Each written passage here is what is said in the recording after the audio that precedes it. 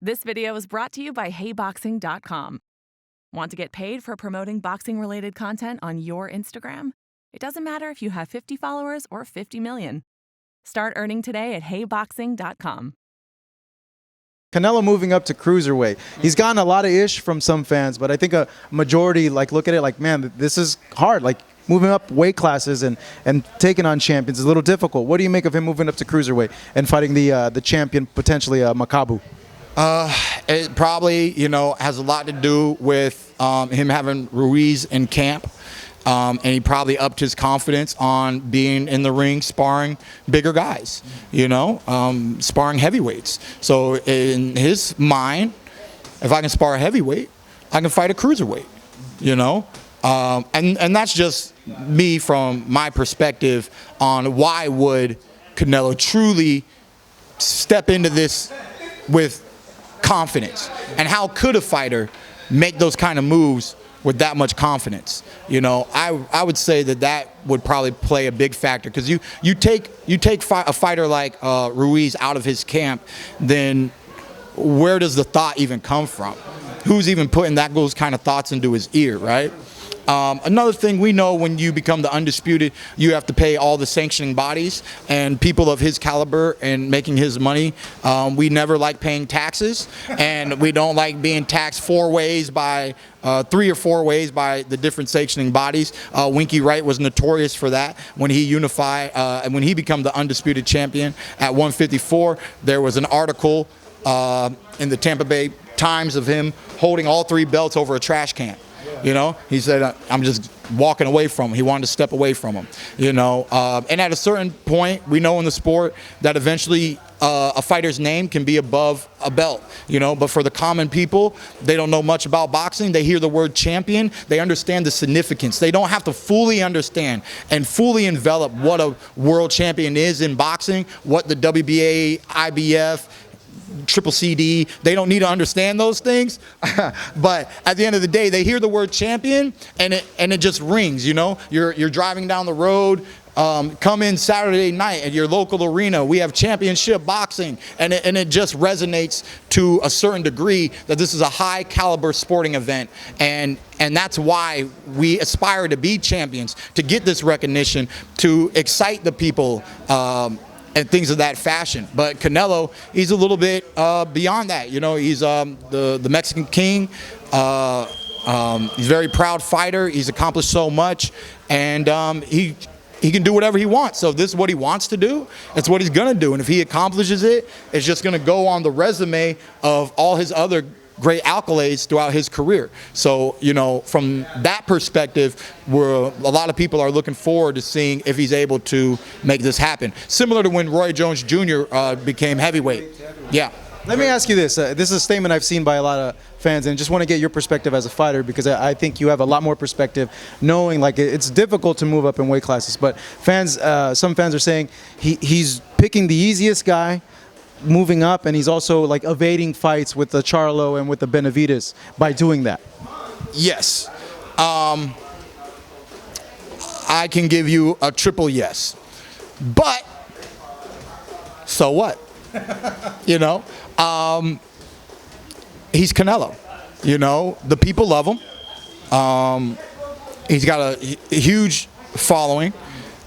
He's brought tons of excitement. You can say he's cherry-picked a little bit, but he's kind of learned from the best. He got beat by Floyd, and now he's starting to make money like Floyd. When he got that big contract that he had lawsuits with and a whole bunch of ups and downs and this and that. Are there greater challengers out there for Canelo Alvarez? Most definitely. Are there fights that I would truly love to see? Most definitely. Are there super talented individuals that might be able to give him problems? Definitely. Does he have to do any of those things? No, and absolutely not. And if he says no bueno, it's no bueno.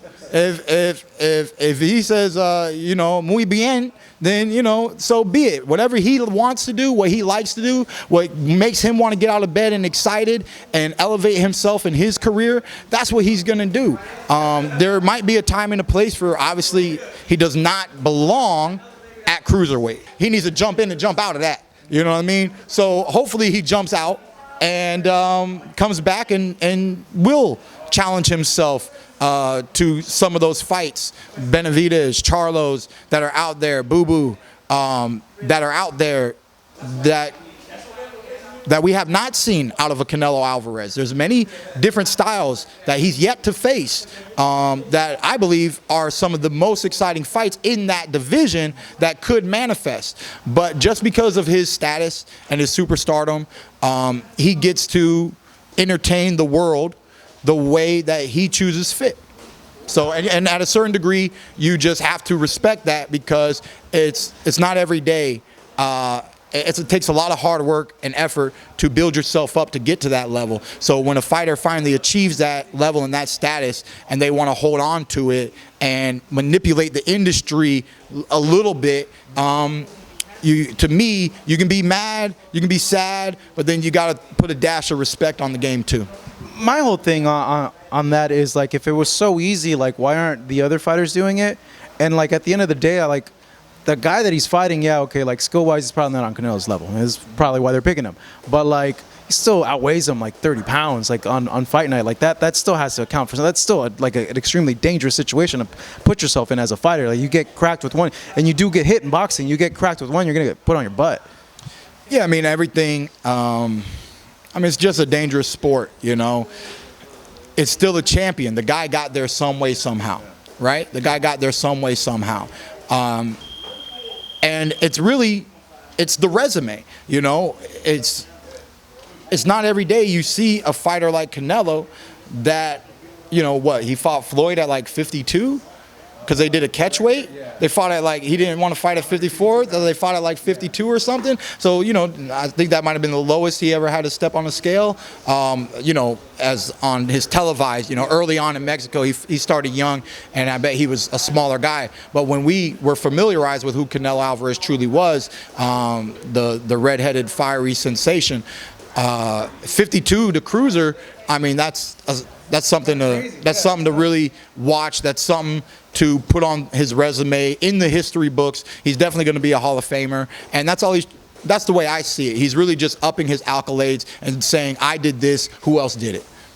You know, and there's not many people throughout the history, you know, there's probably like only maybe a few names throughout the history, probably less than 5, to do such a thing. Thank you so much for watching this video, and make sure to subscribe for more videos of your favorite fighters over here on Fight Up TV, and give us a follow online as well at Fight Up TV on Twitter and on Instagram.